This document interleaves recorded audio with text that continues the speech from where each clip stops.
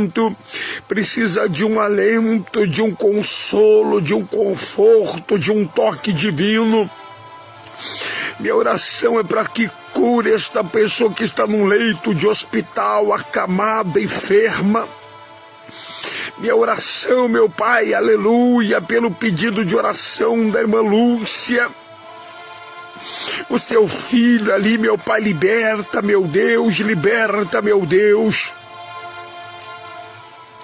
A minha oração nesta noite, Senhor, por nossos lares, casa, famílias, todas as pessoas que têm, Senhor, ali apresentado a sua petição pelas nossas igrejas, por esse povo todo, meu Pai.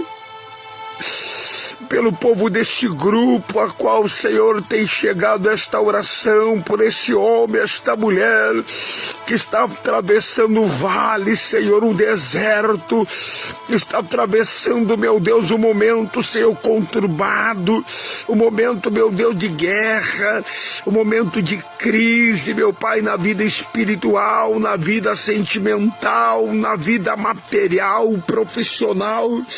Essa pessoa que precisa de uma luz, Pai, clareia, trazendo luz, trazendo solução, trazendo, meu Pai, aleluia, resposta do céu. Vem fortalecer, Senhor, com tua graça. Vem fortalecer este homem, fortalecer esta mulher. Quantos têm chorado dia e noite e não têm encontrado resposta para suas lágrimas, para suas interrogações? Quantos, meu Pai, não conseguem sair do lugar, um passo para frente, 5 para trás? Quantos, meu Deus, estão perdendo o rumo, Senhor, da vida, o sentido de viver, a esperança de viver? Meu Deus, socorre-nos, socorre-nos.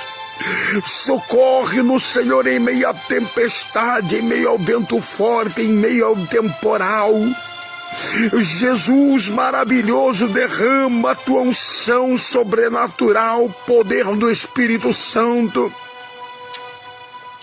para levantar aquele que está caído, prostrado, fraco, desanimado. Ah, meu Deus, tem de misericórdia, meu Pai, tem de misericórdia. Salva esta família, salva esta vida, salva este jovem.